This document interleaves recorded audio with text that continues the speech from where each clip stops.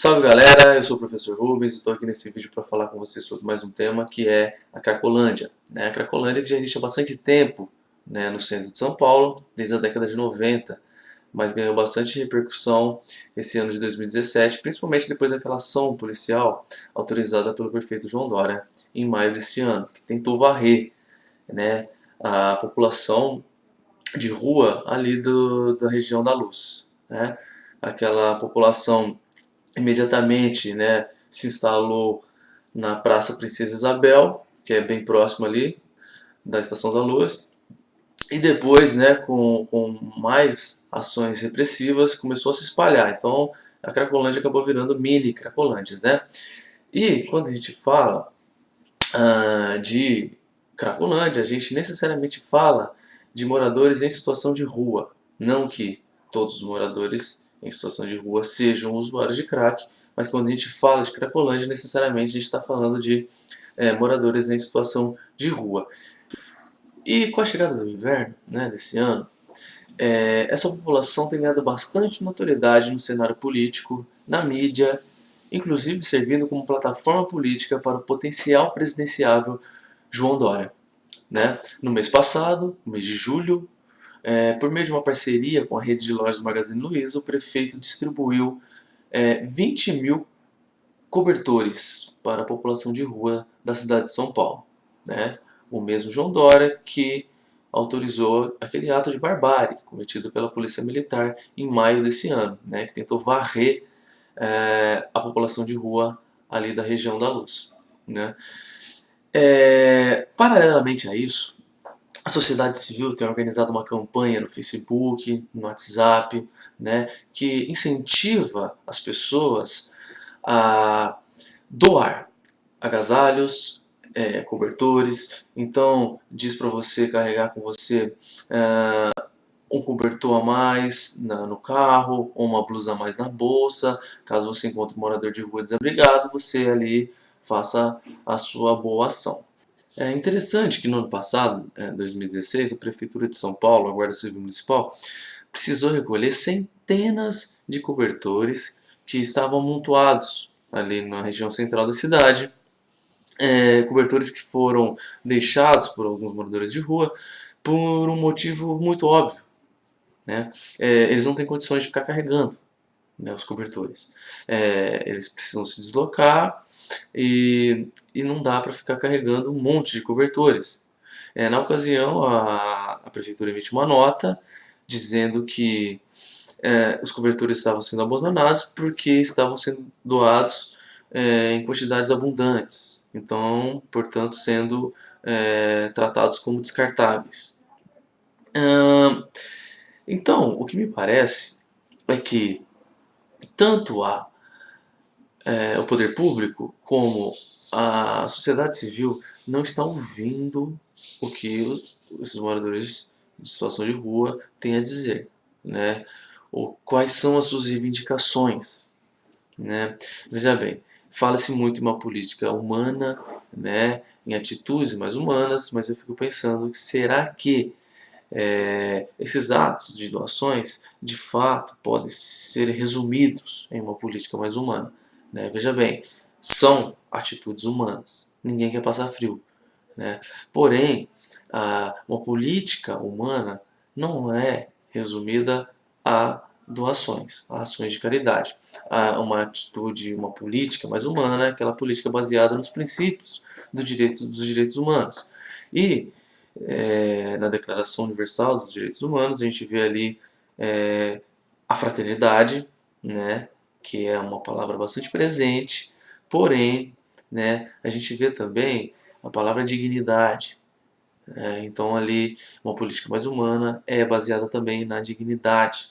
O que seria a dignidade? A liberdade humana, a autonomia. Então, a Declaração dos Direitos Humanos, o artigo 1, ele é bastante claro, enfático. Ele diz o seguinte: todos os seres humanos nascem livres e iguais em dignidade e em direito, dotados de razão e de consciência, devem agir uns para com os outros em respeito de fraternidade.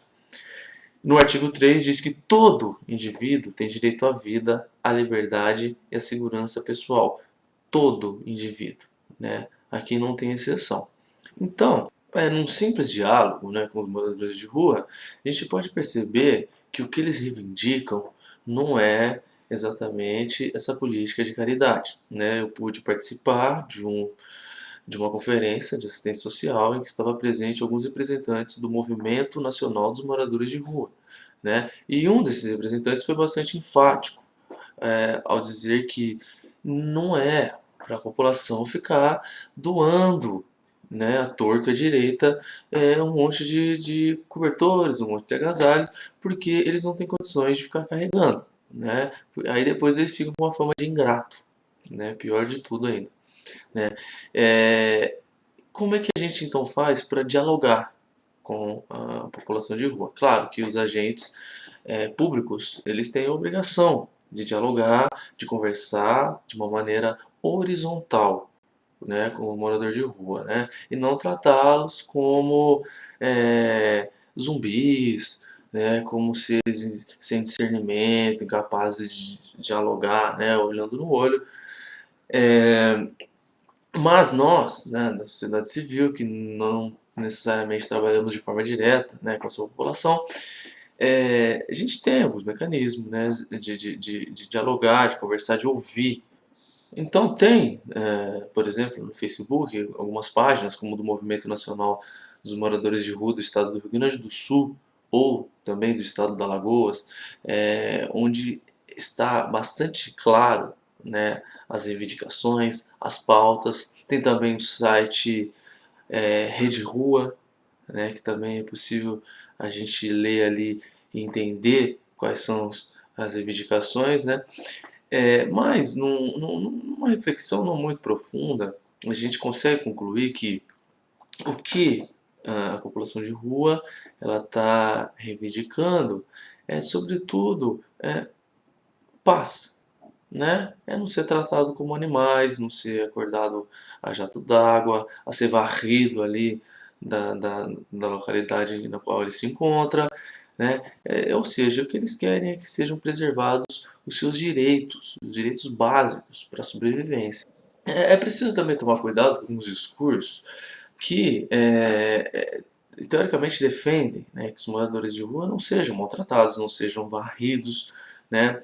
É um discurso bem intencionado, mas muitas vezes se torna problemático porque de fato não está disposto a ouvir, né, o que o morador de rua tem a dizer. Então muitas vezes diz que usar esse tratamento policial não resolve, porque você tirar essa população de um lugar, ela vai se espalhar para outro, então isso não resolve o problema da violência. Então, ou seja, aquele sujeito que está cometendo delitos na região central, ele vai para outra região, ele vai continuar cometendo seus delitos para sustentar o seu vício. Veja bem, continua então sendo um discurso, né, que está reproduzindo uma obviedade que não chega a lugar nenhum, né? Veja bem, porque continua defendendo acima de qualquer coisa a propriedade privada, né? E não é um discurso que está disposto a ouvir, a dialogar, né, com esse morador de rua. Inclusive, né, na minha interpretação, é um tipo de discurso que sustenta, né, que dá sustentação, né, às políticas de internação compulsória, né, porque afinal de contas o indivíduo ele vai para uma clínica, ele não é, digamos, varrido para qualquer lugar da cidade, né? Ele lá em tese ele recebe um tratamento, né, que ele precisa, mas é preciso tomar bastante cuidado, né, com a internação compulsória, porque ela até é prevista em lei, né, mas ela é em circunstâncias bastante específicas, né? Por exemplo, a lei antimanicomial, né, de 10.216 de 2001, ela limita a internação compulsória quando outras tentativas de tratamento forem insuficientes. Então veja bem, é preciso tentar, né, de outras maneiras, né? Então é de responsabilidade pública tentar de outras maneiras. Isso previsto em lei. E ela diz ainda que essa medida deve ser excepcional com laudo médico prévio e que o pedido afronta as leis federais, né, a lei de 8.080 de 1990 e a lei 11.000 343 de 2006, né? A de 1990, ela rege os princípios do SUS, né? Que ela determina a preservação da autonomia das pessoas na defesa de sua integridade física e moral. E a segunda é a Lei de Drogas, que garante o respeito aos direitos fundamentais da pessoa humana, especialmente a sua autonomia e liberdade, com respeito aos usuários e dependentes de droga, né? Então, é preciso ter bastante cuidado, porque tudo isso é previsto em lei. Mas além da dignidade, né, da autonomia, da liberdade, esse campo do direito que a gente está falando, a população de rua também defende algo que é do campo do simbólico, né, que ele é mais sutil, ele parece não ser muito perigoso, mas é muito problemático. A gente está falando exatamente do termo zumbi, né, que é um estigma, né, que tem sido colocado nessas pessoas, tanto pela mídia, poder público, a sociedade civil em geral. Né, o Movimento Nacional dos Moradores de Rua do Estado do Rio Grande do Sul fez um manifesto, né, na página deles no Facebook, que é uma contra-campanha, né, em relação a esse estigma. Então vale a pena ler um trechinho aqui, que ele diz o seguinte: vivemos no Brasil, desde meados de 2009, um bombardeio de campanhas contra o uso de crack, utilizando zumbis para representar as pessoas que usam a droga. De lá para cá são inúmeras notícias, vídeos e até intervenções na rua, onde os usuários de crack são relacionados aos mortos-vivos, seres que foram possuídos e já não são mais humanos, são monstros insaciáveis, atrás de pedra, e para isso são capazes de qualquer coisa. Zumbis não têm direito a nada. No videogame, na série de TV, zumbis precisam ser mortos, com um tiro na cabeça. Essa é a ideia que essa campanha passam diariamente a todos e todas nós. Então veja bem, esse estigma do zumbi, ele está sendo tratado aqui como algo muito perigoso, porque ele justifica, né, as internações compulsórias, por exemplo. Porque quando você fala em zumbi, zumbi é um morto-vivo, zumbi não tem discernimento, não tem capacidade de dialogar, né? Então pode então ser tomada uma atitude dessa arbitrária de internação, então pode se ferir os direitos individuais das pessoas, porque afinal de contas não são exatamente mais pessoas, né? Já que são zumbis, não tem os mesmos direitos que pessoas, né? Veja bem, é algo que é simbólico, é muito sutil, mas é muito perigoso. Então, quando a gente está falando de Cracolândia, de moradores em situação de rua, a gente está tratando de uma questão que é, acima de tudo, moral, né? Porque quando a gente realiza um ato de caridade, a gente está reproduzindo um ato que é moralmente louvável, né? E, do ponto de vista político, quando isso é utilizado, isso soa muito bem, né? Isso tem repercussões positivas, porque, afinal de contas, está se reproduzindo, né, uma atitude que é moralmente aplaudível, né? Muito aceita na sociedade, evidentemente, claro. No caso do prefeito de São Paulo, né, que fez aquela doação de 20 mil agasalhos, né, depois dentro desse contexto, depois de ter feito todo aquele ato autorizado, aquele ato de barbárie, que tentou varrer a população de rua da localidade de forma arbitrária, né, isso tem um peso muito grande, né, isso demonstra que ele tem claras pretensões futuras com a política, né.